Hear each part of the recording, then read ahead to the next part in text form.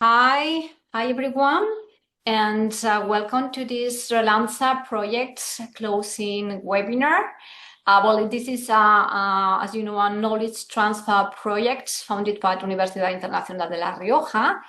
And Relanza, let me say, it's concerned, is considered as a central aspect. Language is central to sustainable development. And what we have tried to do in this project is to make a humble contribution to integrate sustainability into language teaching through curriculum design and teacher training, okay?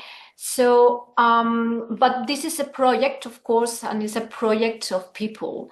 So, our team belongs to either Prodigy Research Group, Patunir, and/or to the language curriculum SIC of the British Association for Applied Linguistics. So it's been a really pleasure to coordinate this team of scholars from 4 different universities from Spain and UK. We have our own Vicent, Nuria, Dario, Tomasz, and also Sofia. I would like to say thank you guys because for your commitments, for being always there, to move on this project and make what we have eventually done, I think is pretty good. So thank you so much. Really proud of our work. Thank you. So, but what we've done, as you know, is to create different resources.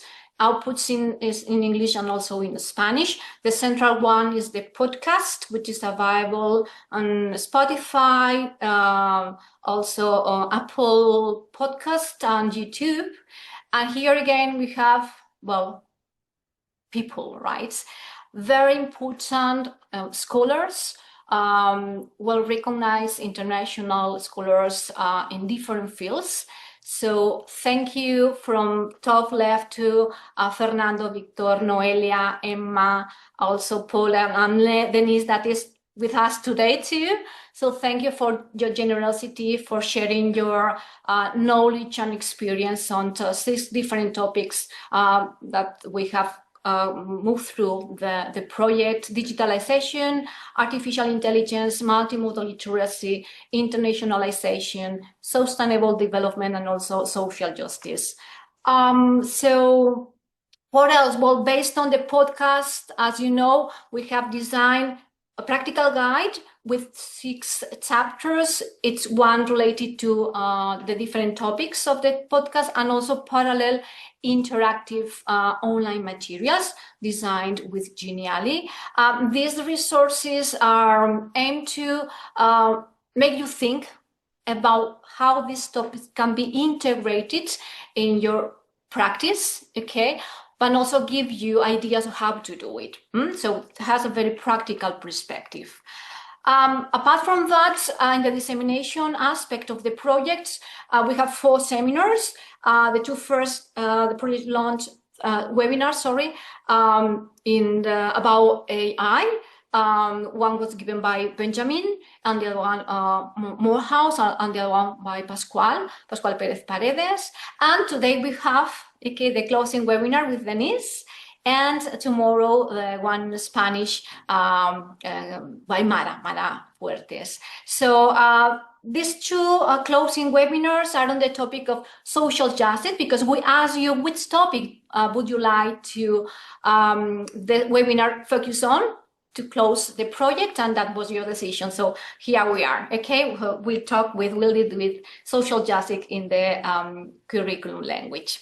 Apart from that, we have already published 2 newsletters and another one that is coming, and an article which I recommend.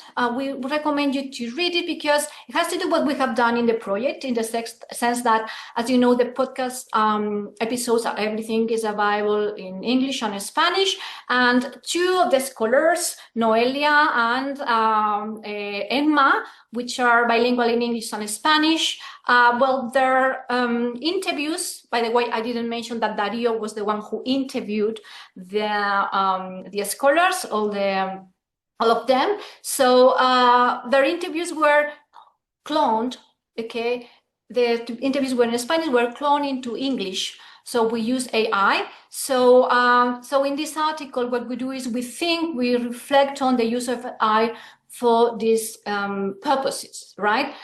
So we interview them, we saw the viewpoint, not only from ethical issues, also technical issues, and we also interview Jonathan Castillo, who was a technician who worked on this, but also aspects related to maybe loss of identity. So, well, this is a stuff for thought, so we recommend you have a look at it. And the last thing we wanted to share is the impact numbers, figures. So far, the podcast has been played more than 1,000. Practical Guide has more than 500 downloads, more than 6,000 interactions with the journalists.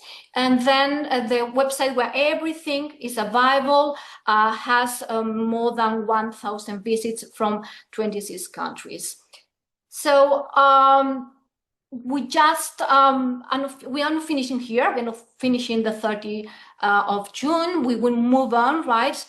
Building a community of practice, evaluating the impact of integrating sustainability into the language curriculum, and of course, keeping on training educators from other resources and other formats.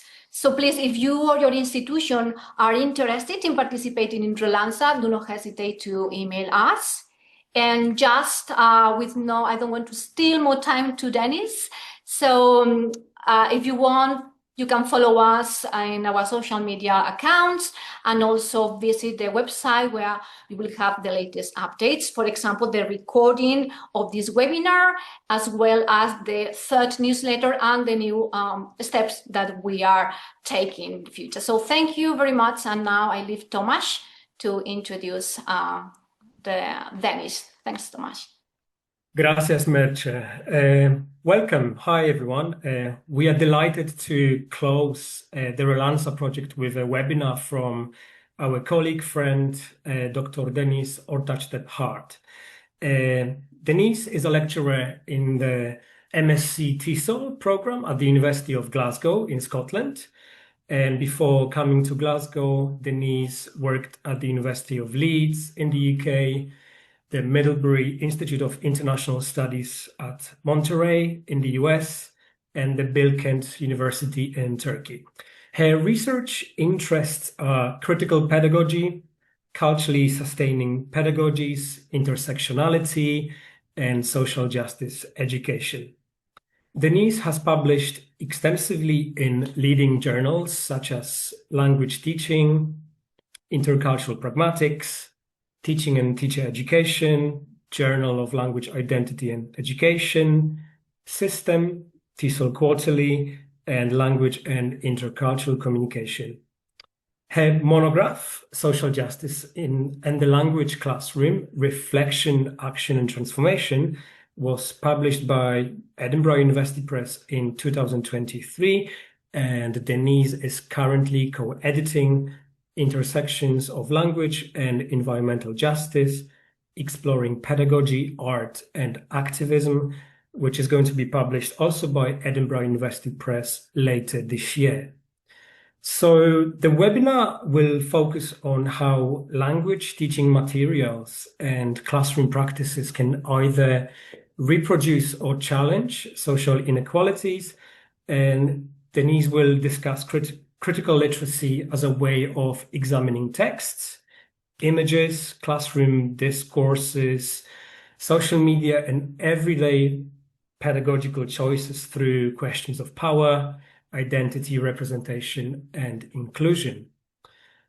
We're hoping that the session will address questions such as how language teachers reinforce or challenge social hierarchies through the materials they choose and the classroom norms they set, and whether language teaching can actually help prevent examples of cyberbullying, how social networks might affect young people, very important topics nowadays.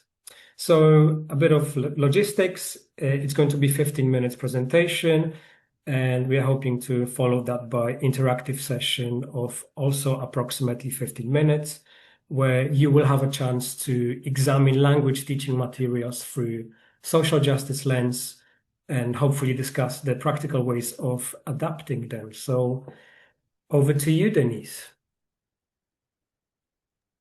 Thank you so much, Tomasz, and the Relanza team for allowing me to be part of your project, and also, like, this opportunity today as well to talk a bit further in relation to the language teaching materials in more detail. And it's great to see the wider impact of your project. That's really great.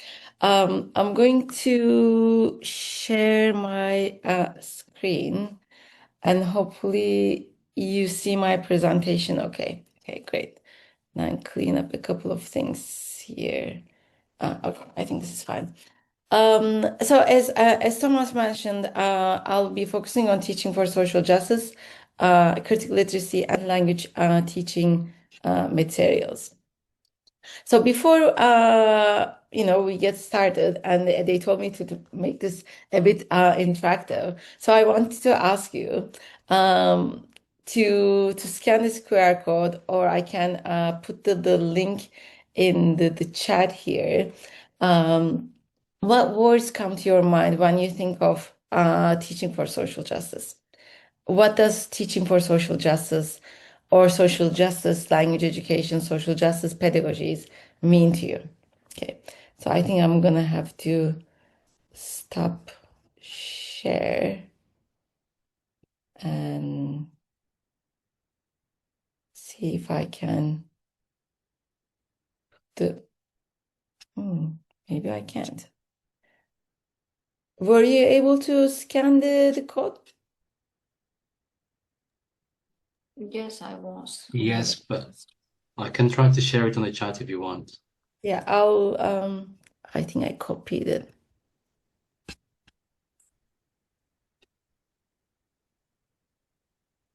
Okay.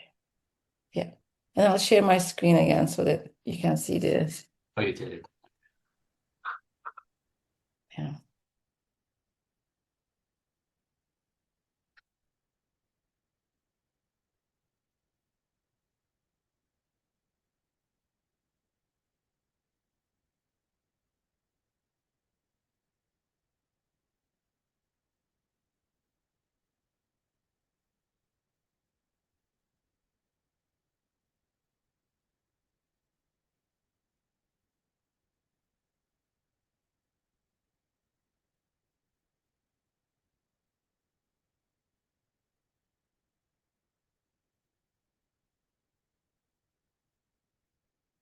Well, let me go here. Yes. Okay.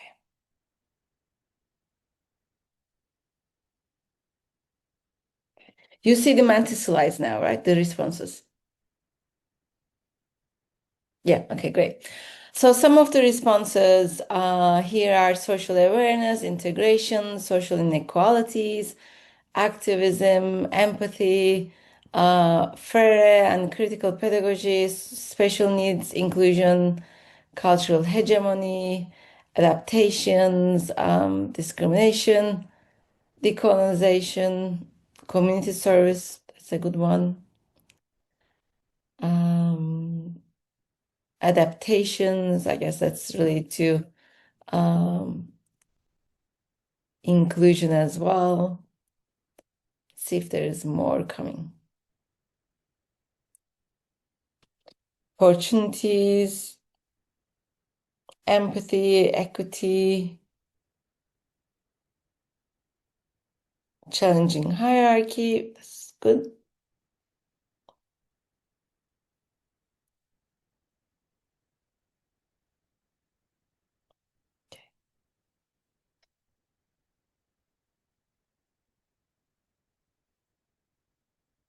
Guess this is pretty much it. Oh, there's more relevance. Yeah.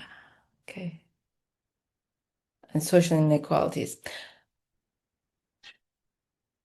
There is also activism, which I'm really happy to see, and someone added democracy. Okay, I'll go back to the slides here and restart So you're seeing the PowerPoint again. Okay, that's good. This helps me a lot because every time I ask this question, I get similar responses, and then that helps me build the next discussions. So social justice language education encompasses epistemological beliefs, ideological dispositions, and pedagogical practices that help language learners develop a sense of advocacy and activism that transcends classroom walls. It foregrounds issues such as race, sexuality, social class, gender, environment, and other issues in the classroom. It provides a space for discussions on peace, conflict, environment, migration, and human rights, and it creates, these what we call safe spaces, but it also needs to be a brave and challenging space at the same time. And it addresses the existing inequities and injustices within and beyond systems of schooling. It also disrupts existing hierarchies, encourages learners' critical thinking, and leads to educational and social transformation at large. So as you see, there is no one definition of social justice language education, or not just one framework of social justice language education, which takes me to the next slide, because social justice language education is an interdisciplinary framework or set of principles or set of frameworks and approaches and ideas and practices. So it benefits from a wide range of issues such as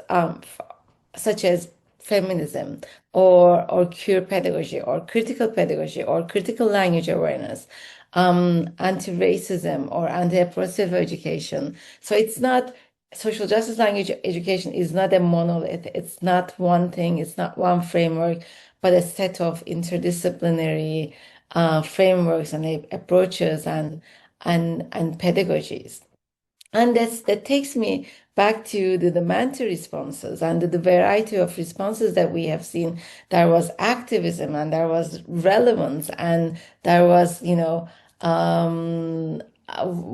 critical pedagogy and equity and representation and special needs. So it's really, actually, when you look at it, it's difficult to really enact social justice pedagogies because it's really not something tangible, but maybe more at the philosophical level. But social justice is not something that's add-on. It's not something that we bring to the language classroom. It's something that's already there. It's embedded in everything that we do as language teachers or teacher educators. So it's embedded within the teaching strategies, the methods that we employ. Think about communicative language teaching or grammar translation or other methods, and think about the power relations that each one of them actually conveys. The assessment, the high stakes test versus democratic assessment or teaching for or assessment for learning frameworks. The curriculum, and that's what I'm going to focus on today, the materials that we use, the content that we teach, the questions that we ask in the classroom, the decisions that we make, who decides on what to teach or what to cover or how to assess, the interaction patterns, the way that we group students, and then, our relationship, of course, with the students, their families, communities, and so on.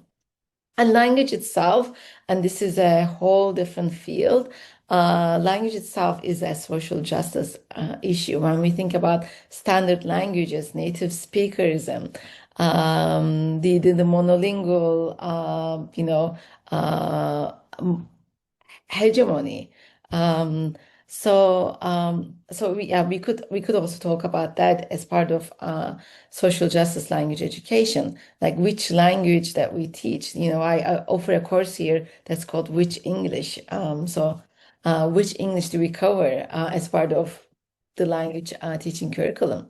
But today I'm going to focus on the hidden curriculum behind the textbooks and behind schooling. So the textbooks, or we can talk about, textbooks and language teaching materials, they are cultural artifacts, right? We use them sometimes to teach the other cultures, quote unquote. So they reflect ways of being, ways of speaking in other languages and cultures, and the values attached to it.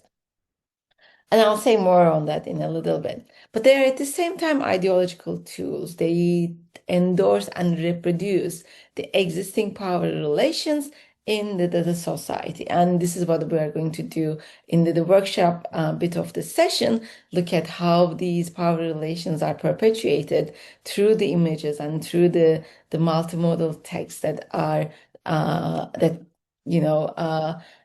materials actually are these days. I don't know if any one of you are familiar with the acronym PARSNIP. So this is kind of like a tacit agreement among textbook companies to avoid issues of politics, alcohol, religion, sex, narcotics, any kind of isms, and pork.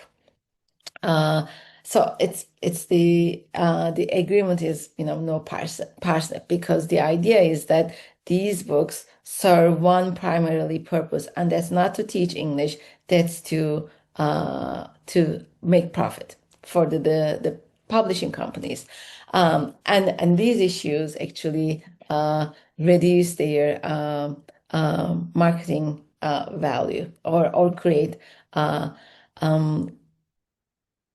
backlash from the users or from governments or institutions or bodies that develop the language teaching curriculum. So it's better to stay clear of these issues to increase their sales. So when we remove these issues, and I would argue that when we remove them, we're not actually removing them. Anyways, let's say we have removed these issues from the textbooks. What we are left with is what the literature has called the tourist approach, or what I've called the Disney World of language teaching. John Gray calls this the sanitized content or anodyne coursebooks. And I like this description. This description here is the soft, fudgy, sub-journalistic, women's magazine world of EFLE's course materials. So everybody's happy, everybody is healthy. They have the means to travel. There are no visa bans or travel bans. There are no wars or conflicts. So it's this tourist approach that everyone can afford to travel and meet other people and eat baguettes and visit Eiffel Tower and so on and so forth. So that's the world that that's depicted through language textbooks. So the critical literacy as a framework allows us to analyze visual, oral, digital, multimodal texts and reflect on them and analyze them and critique them to identify and to question and to challenge these inequitable knowledge structures and social relations of school and society. And in the case of, language teaching and language teaching materials, of course, it provides us a lens to examine these social justice issues and find a way to transform them, for not just school level or school level change, but also think about how we can change these injustices at the level of the society. So a quick example here, and we'll do more of these in the breakout rooms. But have a look at who is doing what here. Like, we teach professions as part of the language curriculum, and it's not just English language. It's across all languages that these patterns and stereotypes occur again and again. So look at the language that we teach. Look at how we differentiate professions in terms of, male and female. And look at who gets to do what. Like, why is there a woman of color here doing the cleaning? And then, you see a hairdresser as well, and the pilot as a male person. So, lots of stereotypical images are conveyed. And also, like, think about the language that's privileged and promoted through these images, and also the content that comes with it. So what we are going to do now is that we'll go into the breakout rooms, and I'm going to share a folder with you. I'll put this in the chat, and let's see how many we are. I think the last time I counted it was 17, so maybe I'll do 4 groups. And then I want you to look at one image or one page, or if time allows, maybe 2, and talk about them from a critical lens. Just ask these questions: who is represented, who's not represented, whose voice we hear, whose is silenced, and yeah, just like have a broader discussion around what kind of injustices do you think, like, that's promoted here explicitly or implicitly through the messages, and through the language that we teach, and through the images. So when you come back, I'll just ask each group to just share what they have discussed, which image or which page that they covered, and then I'll show you a couple of other examples, and we'll wrap up. Okay, sounds good? Okay, so I'll stop sharing and then put the link in the chat here. There are 6 materials, and one of them is a TED Talk. So I put the transcript there as well. You'll see material 2 transcript. So if you would like to see what the actual content is about, that's also presented. So I see 20 people. That may be 5 groups. Okay.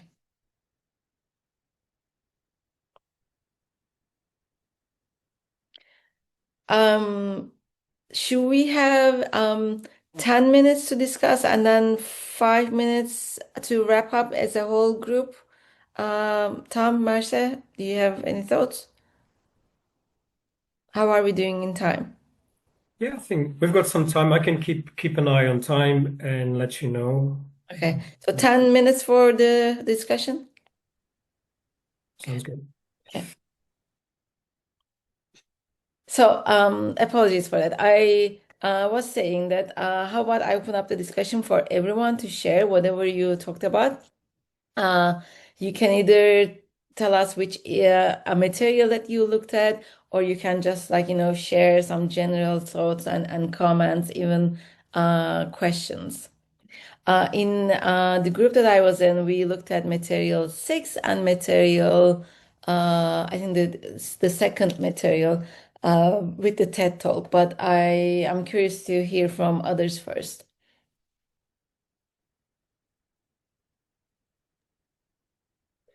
Maybe I can start. So Li Wen and I were in room 4, and we chose photo number 6, which is a very classic example of an EFL topic on like a nuclear type of family.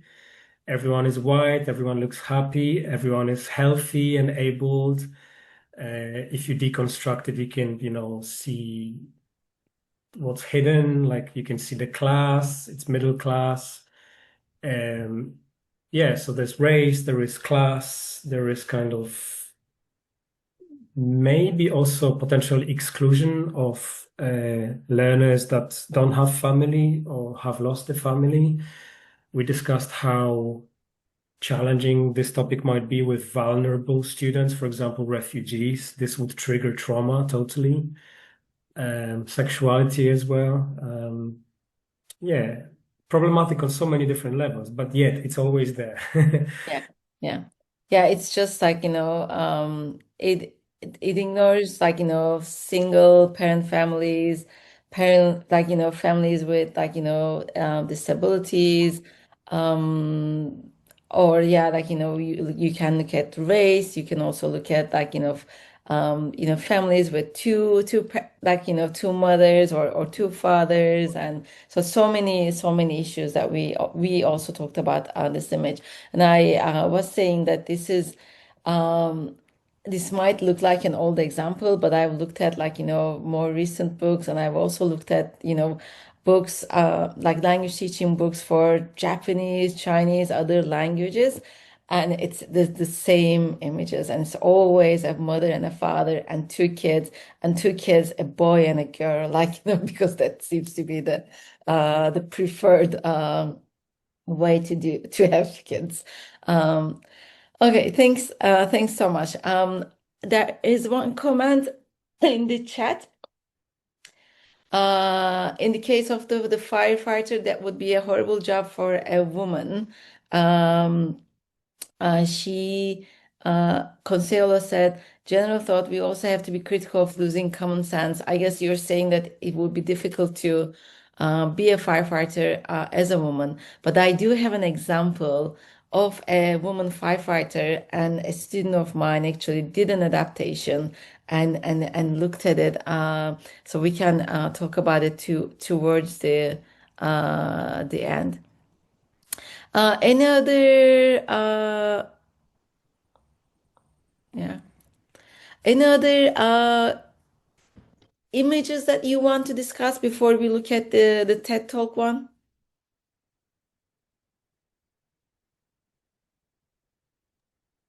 Well, besides, maybe we can comment what we discuss on one. Yeah. Well, we discussed number 1, 2, and 3, I believe, Merte. Yeah. And but Deniz, you said that we'll go back to the TED Talk later, so maybe we just need to talk about, for example, number 1.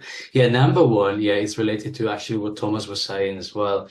This idea of whiteness or westernized societies again.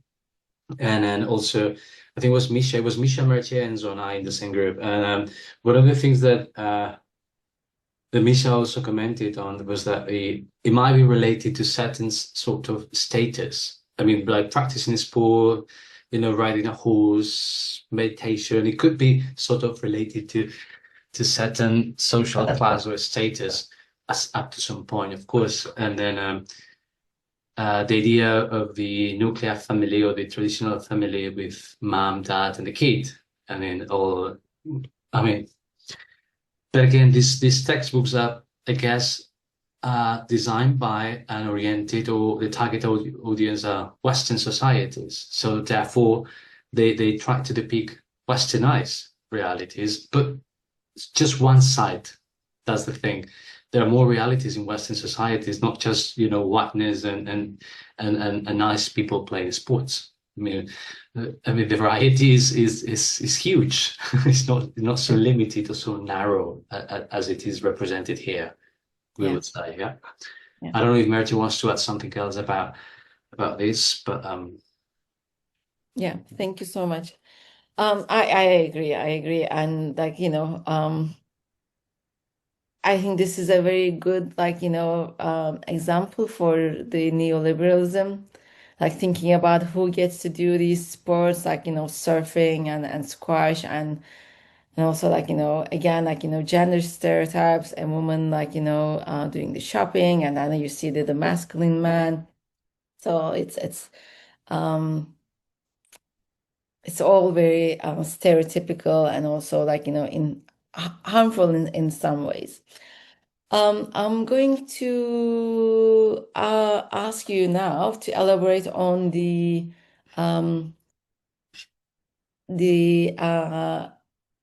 firefighter one, and I'm going to share my screen again. Yeah. Okay.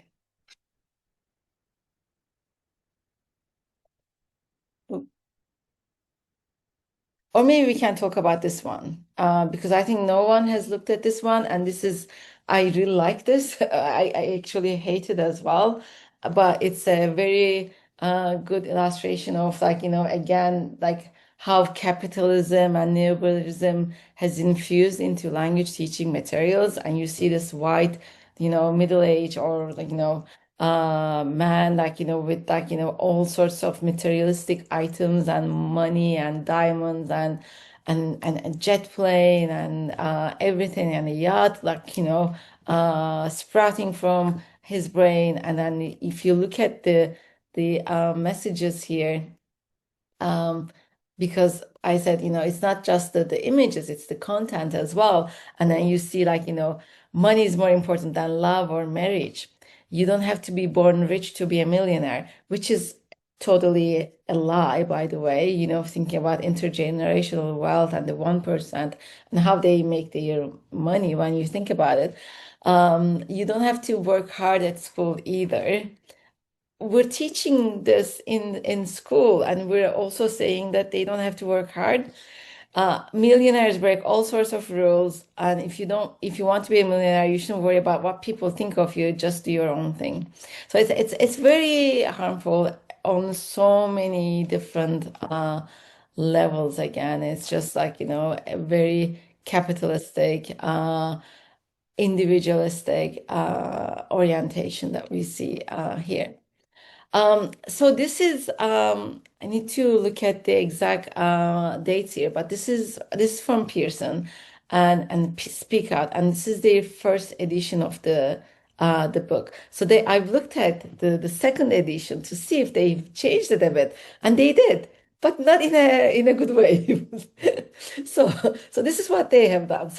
So they've replaced the middle-aged man and with a younger, a better-looking one, and with the fast posh car, and the text is the same, is exactly the same text.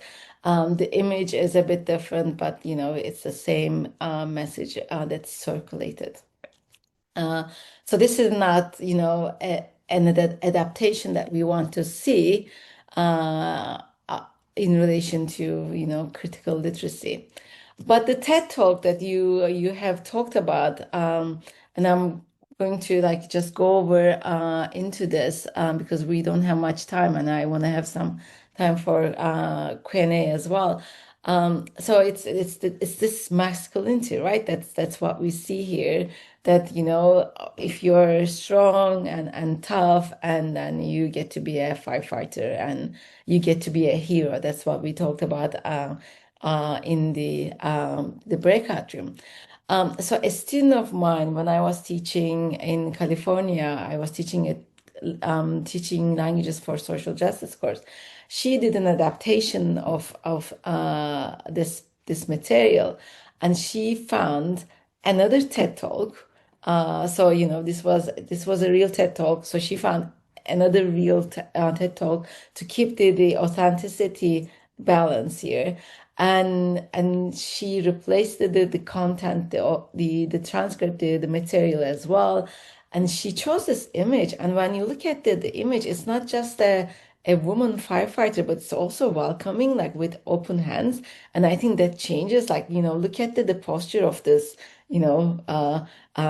big tough guy versus this female firefighter. And I think it conveys different images.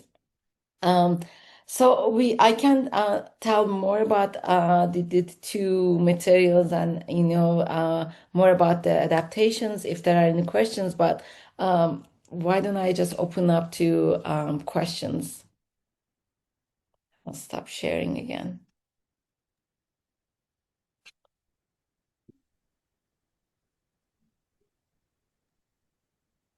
Yeah. Well, shall I take it, Thomas? Yeah. Well, thank you, Denise. Well, there are two questions that the people posed when they registered, and But of course, other questions are also welcome on the chat. And if we don't have time, you can contact Denise at any point, or you can contact us, and then we will forward them to Denise.